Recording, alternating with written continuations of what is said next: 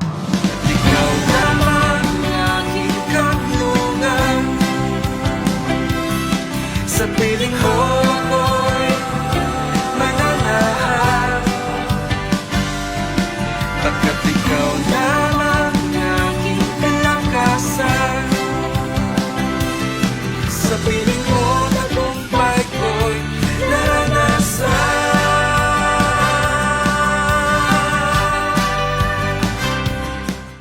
Ay, magandang araw po sa ating lahat.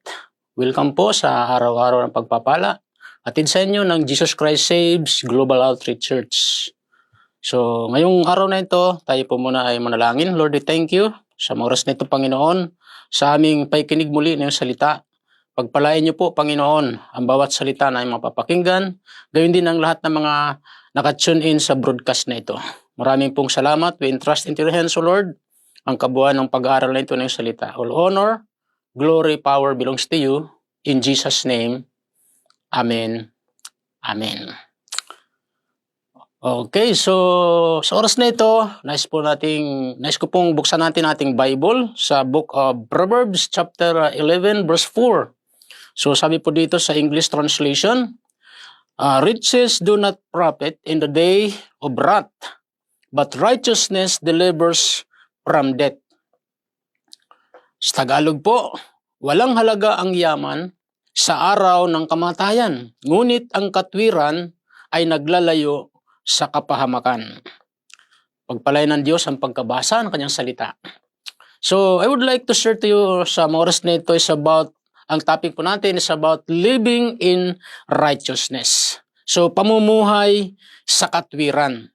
So sa ating binasa po ay makikita po natin ang kahalagahan ng pamumuhay sa katwiran. Mayroon pong mga benepisyo o benefits pag tayo po ay namumuhay sa katwiran.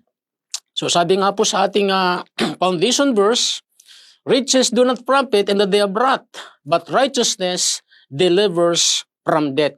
So walang halaga ang yaman sa araw ng kamatayan, ngunit ang katwiran ay naglalayo sa kapahamakan. Amen? So, take note mga kapatid, ang katwiran po ay napakahalaga. At ang katwiran po, ang pamumuhay ng matuwid, actually hindi natin kayang mamuhay ng matuwid in our own. Dahil sabi po ng Bible, sa Book of Isaiah, chapter 64 verse 6, so, ang tingin sa atin ng Panginoon ay parang mga maruruming basahan po lamang.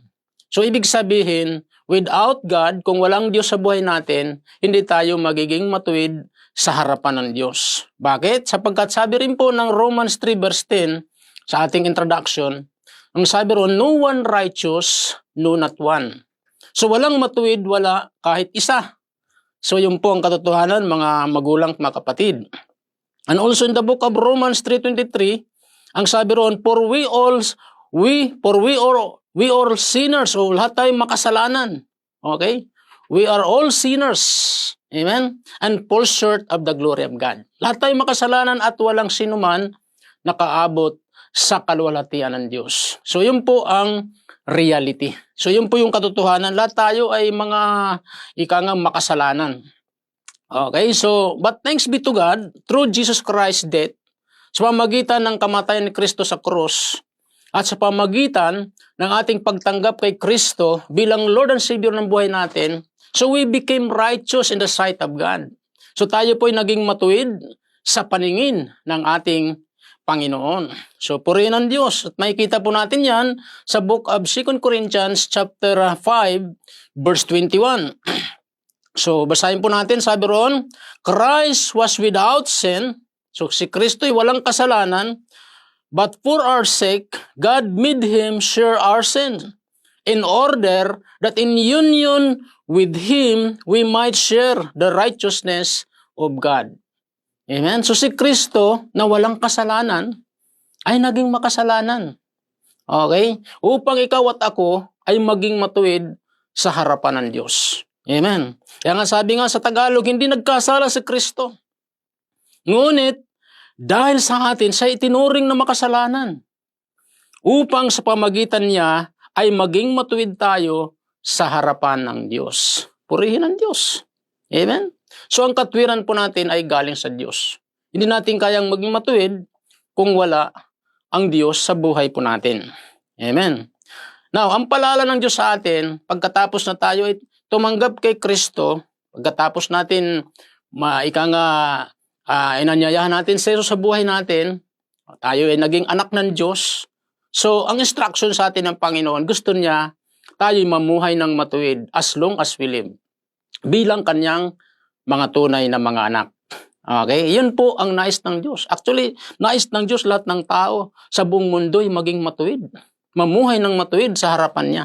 Amen? Dahil kapag naghahari ang katwiran po, mga magulang, mga kapatid, alam niyo po ang good news kung ano po, pag ang lahat ng tao tumanggap kay Kristo bilang Lord and Savior ng kanyang buhay, wow, wala na pong mga kriminal. Amen?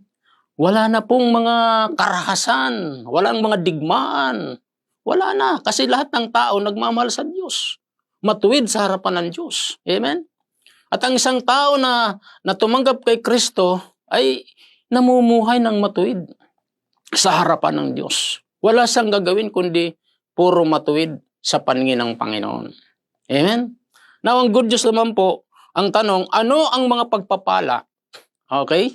So, ano ang mga pagpapala na tatamuhin ng mga taong namumuhay ng matuwid sa harapan ng Diyos? Okay? So, ako po yung nag-search sa Bible, yung mga blessing ng mga taong namumuhay sa matuwid. Actually, kakaunti pa nga lang na search ko, 12. Kaso hindi ko po ito masister 12. Okay? So maybe mga ilan lang po ang may babahagi ko po rito. So ano po yung mga blessing pag tayo namumuhay ng matuwid? So number 1, pag tayo ay namumuhay ng matuwid sa harapan ng Diyos, ang unang-unang pagpapala, mga kapatid, ilalayo tayo ng Diyos. So ilalayo siya ni Lord. Saan? Sa kapahamakan. Amen? Malinaw ang ating foundation verse. Sabi sa Kawikaan 11 verse 4, walang halagang yaman sa araw ng kamatayan, ngunit ang katwiran ay naglalayo sa kapahamakan. So pag tayo nabubuhay ng matuwid, wow, malayo tayo sa kapahamakan. Yan ang unang blessing pag tayo ay namumuhay ng matuwid sa harapan ng Diyos. Okay? So ilalayo tayo sa kapahamakan. So ang kayamanan, walang halaga. Kagaya nangyayari ngayon sa Gaza, Israel, ang digmaan, di ba? Mga gandang building, wala, napupulbos eh. Mga sakyan, wala, sunog. Useless lahat. So pag may mga kalamidad, useless lahat. Panahon ng undoy. Ang daming mga magagarang sasakyan, lumubog. Yan ang pakinabangan. Okay?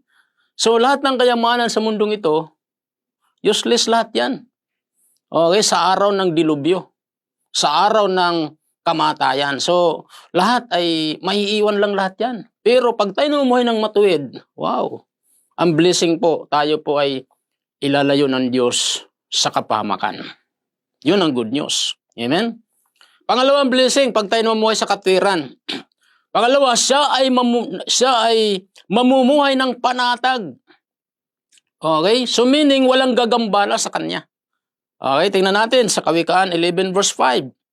Sabi doon, mas panatag ang landas ng tapat ang pamumuhay.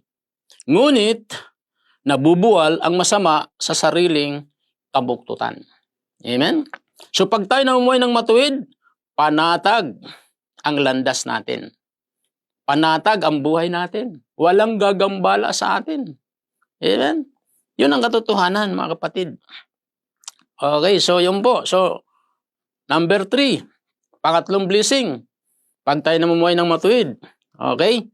Siya ay mamumuhay na ligtas sa mga panganib. Yun ang pangatlong pagpapala. Kawikaan 11 verse 6, ano sabi roon? Ang katwiran ng matuwid ang nagliligtas sa kanya. Ngunit ang masama ay bilanggo ng kanyang masamang nasa. Amen? So, pag tayo namumuhay ng matuwid sa harapan ng Diyos, liligtas tayo ng Panginoon sa mga panganib. Hindi ko po makalimutan, nung nag-share pa ako ng gospel sa aking pinsan, tinanggap niya si Lord. Okay? And then, sabi ko sa kanya, babalikan kita. Bibigyan kita ng Bible, Old and New Testament. Okay? So, sa madaling salita, binalikan ko po yung pinsang ko at pinuntahan ko po yung bahay niya. Alam niyo po, yung dinaanan ko po ay squatter. So, ibig sabihin makipot yung daan. Tapos yung mga dinaanan ko po, nagiinuman po sila dito. So, kaliwat kanan. Tapos, nung nakita ko na po yung bahay ng pinsang ko, so may nadaanan po ako roon na isang lalaki na yung mata niya talagang pulang-pula. Tapos tiningnan niya ako. Bas sabi niya sa akin, halika nga rito. Basagin kong bungo mo. Siyempre, as human being, medyo kinabahan ako. As human being. Pero alam niyo po kung anong ginawa ko sa panahong yun. Ako po yumuko. At silent po akong nanalangin. At ang sabi ko lang sa prayer ko, Lord, biguin niyo po masamang balak ng taong ito. Purihin ng Diyos, pagdilat ko ng pagganong ko po. Personal experience ko po ito. So, pag ganyan ko po, parang bula, naglaho. Hindi ko nakita yung nagbanta sa akin. So, in short, nakauwi ako ng ligtas sa bahay na accomplish po ang aking mission na ibigay ko po yung Bible sa aking pinsan. So, tinanggap niya si Lord. So, ang kagandahan po, dahil tinanggap niya si Lord, wala na siya. I believe siya po ay kasama ng Panginoon sa piling niya, sa kalangitan. So, purihin ng Diyos. Yun po, mga kapatid. So, ililigtas tayo sa panganib. So, yun po yung aking experience. Okay? So, marami pa po kong experience kung paano ako iniligtas ng Diyos sa mga panganib. Kaso, kukulangin po tayo sa oras. Okay? So, yun po muna. Pang-apat na blessing, pag tayo namumuhay ng matuwid sa harapan ng Diyos. Okay? Pang-apat, malalayo tayo o malayo sa kabagabagan ang taong namumuhay ng matuwid. Wow! Saan yan? Kawikaan 11 verse 8. Ano sabi ron? Ang matuwid ay inilalayo sa bagabag, ngunit ang masama ay doon bumabagsak. So, ang taong matuwid, malayo sa bagabag. Kahit panahon ng kahirapan, panahon ng problema, kagaya ngayon, nagtataasan yung mga bilihin, mga gasolina, magro-rollback ng konti, tapos tataas na naman. Lahat na nagtaasan, mga kapatid. Okay? Pero ang kagandahan po pag tayo namuhay sa matuwid, ng matuwid sa harapan ng Diyos, malayo tayo sa bagabag. Amen? Yun ang magandang balita. Ayan, yung mga blessing po yan. Pag tayo namumuhay ng matuwid sa harapan ng Diyos. Okay, pang-5. So, hanggang pang-6 lang muna ako dito magtatapos. So, pang-5, ang taong matuwid ay pagpapala sa kapwa. Hallelujah. Purihan Diyos. Yan po, totoo po yan mga kapatid. Sabi sa Kawikaan 11 verse 9, sabi ron, ang labi ng walang Diyos sa iba ay mapanira. Ngunit ang dunong ng matuwid ay nagliligtas ng kapwa. Amen? So, ibig sabihin nagliligtas, pagpapala tayo. Amen? So, maraming maliligtas sa pamagitan ng isang taong matuwid. Amen? Yun po ang katotohanan, mga kapatid. So, ang isang taong matuwid, pagpapala. So, gusto ng Lord tayo maging blessing, pagpapala sa ating kapwa. Amen? So, purihin ang Panginoon. So lastly, okay, so mayroon pa pala tayong supporting verse dyan sa pagpapala. Kawikaan 11:10-11, sabi ron, kapag ang matuwid ay pinagpapala, ang bayan ay nagagalak. Ngunit higit na katuwaan kapag ang masama ay napapahamak. So nagagalak ang bayan. Kaya pag matuwid po ang isang namamahala, o matuwid ang isang anak ng Diyos, namumuhay ng matuwid, wow, nagagalak.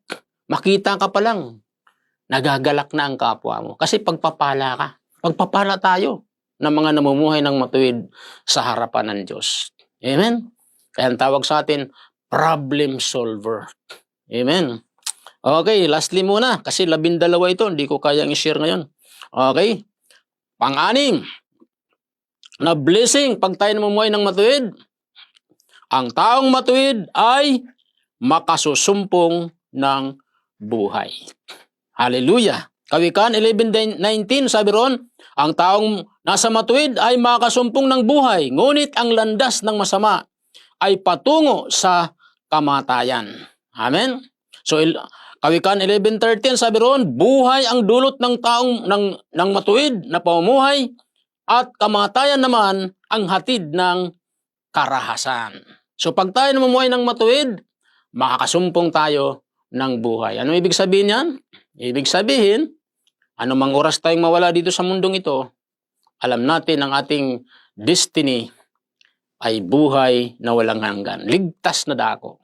Amen? So yun po ang good news pag ang isang tao ay namumuhay ng matuwid. Amen? So dyan lang po muna ako. So to be continued po tayo. So purihin ang Panginoon. So ano lang kailangan natin para nga maranasan natin ang mga blessing nito ng isang pamumuhay ng matuwid? So siyempre lang naman. So dapat manatili tayong mamuhay ng matuwid at manatili natin si Jesus sa puso natin. Pero kung ikaw ngayon nakikinig, ngayon ka lang nakapakinig, so hindi mo pa tinatanggap si Jesus, ito yung opportunity. Natanggapin natin si Jesus. Taas lang natin ating dalawang kamay. Sundan natin maiksing panalangin na ito. Sabihin natin, Panginoong Diyos, na makapangyarihan sa lahat, lumalapit ako sa iyo, nagpapakumbaba sa iyong harapan, humihingi ako ng tawad sa lahat ng mga nagawa kong kasalanan.